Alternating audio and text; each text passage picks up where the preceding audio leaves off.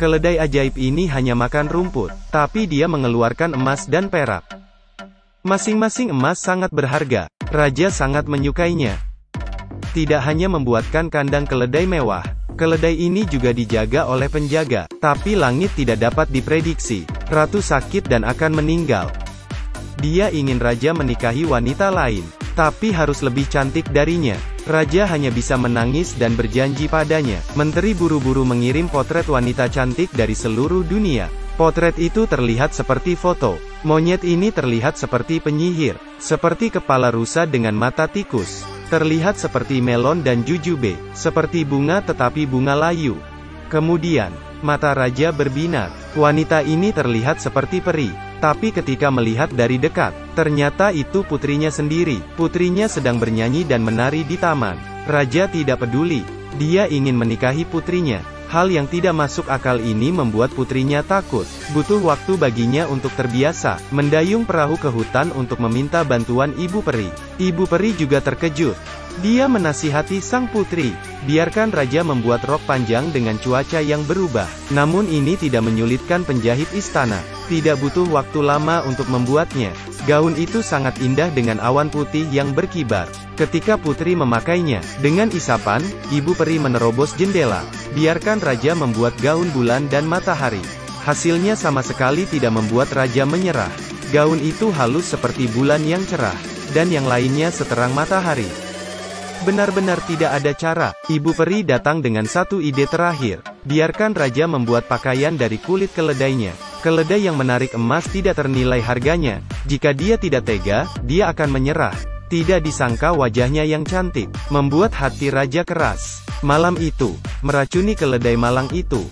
Lalu membawa kulit keledai dan kirimkan ke sang putri secara langsung. Adegan ini membuat ibu peri ingin menikahinya. Dia memberikan kekuatan sihir kepada sang putri, membiarkan dia kabur, mengenakan kulit keledai. Dan ibu peri tinggal akan menghadapi raja sendirian. Ini pertunjukan yang bagus. Keledai ini luar biasa. Hanya dengan makan rumput, dia akan mengeluarkan emas. Keledai harta karun ini telah dibantai dan dikuliti oleh raja, hanya demi untuk melamar putrinya sendiri. Putri yang takut, melarikan diri dengan kulit keledai. Dia bertemu dengan seorang wanita yang luar biasa. Dia dapat meludahkan katak.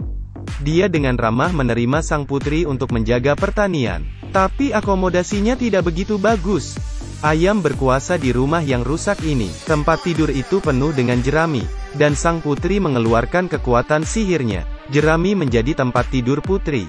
Furnitur rusak juga mendapat tampilan baru. Pada saat ini, raja sedang mencari putri di seluruh dunia. Namun ternyata, putri tinggal di sebelah dan bekerja paruh waktu. Karena takut ditemukan oleh raja, sang putri memakai kulit keledai sepanjang hari. Orang-orang berpikir dia jelek dan tidak tahu malu. Mendengar bahwa raja akan datang untuk memeriksa, putri segera berlari ke hutan. Dan hari ini juga, pangeran dengan kuda merah dan topi merah datang untuk berburu. Pangeran menemukan bunga mawar. Dia berbohong kepada pangeran bahwa ada harta karun di hutan. Pangeran membimbingnya ke rumah kayu. Dia mengintip melalui jendela. Sang putri melepas kulit keledai. Dia memakai gaun matahari yang mempesona, membuat pangeran jatuh cinta. Dia bersumpah akan menikahinya. Dia juga menemukan wanita yang memuntahkan kodok dan bertanya. Setelah mengetahui dia adalah gadis jelek dengan kulit keledai, pangeran kembali ke rumah dan terus memikirkannya. Bayangan sang putri ada di pikirannya. Ratu khawatir dan bertanya mengapa makan. Pangeran hanya ingin makan kue yang dibuat oleh gadis kulit keledai. Ratu mengirim seseorang untuk mencarinya, dan sang putri pun membuatnya. Ternyata dia juga menemukan pangeran saat itu. Dia menaruh cincin berlian di kue. Pangeran makan kue dengan nafsu makan yang besar. Tiba-tiba pangeran merasakan sesuatu. Dia meminta semua orang keluar, lalu memuntahkan cincin berlian. Ini membuat sang pangeran senang. Sang putri juga jatuh cinta padanya. Dia bahkan mulai berfantasi. Sang putri akan berkencan dengannya, berjalan di hutan, berguling-guling di rumput, berenang di sungai. Tapi sang ratu pasti tidak akan membiarkan dia menikahi seorang pelayan. Demi sang putri bisa masuk ke istana, dia memberitahu raja dan ratu. Siapa yang bisa memakai cincin ini, akan menjadi menantu ratu. Wanita itu meletakkan jarinya di mesin. Anak itu memutar mesin dan mendorongnya ke bawah. Kemudian, Ternyata di hari itu, penjaga membaca pemberitahuan di jalan. Biarkan seluruh negara memasuki istana untuk mencoba cincin itu. Siapa yang bisa membawanya untuk menikah dengan pangeran? Juga diingatkan bahwa cincin itu sangat kecil, hanya wanita dengan jari ramping yang bisa memakainya. Berita itu membuat sensasi nasional. Semua wanita mengoleskan minyak di jari mereka. Penjual minyak pelumas menjadi kaya dalam semalam. Orang miskin hanya bisa mengupas kulitnya dengan pisau. Untuk menipiskan buku-buku jari, wanita di seluruh kota menarik semua pemberhentian, hanya untuk memakai cincin pangeran. Dan pada hari pemilihan selir, gerbang istana dikelilingi oleh wanita cantik. Wanita berusia 85 tahun, hingga gadis berusia 13 tahun. Semua ingin menikah dengan pangeran. Gadis ini mencobanya tetapi tidak bisa memakainya, dan hanya bisa berpaling dengan kekecewaan. Anak kecil datang. Cincinnya lebih besar. Yang paling parah, bahkan wanita tua juga datang.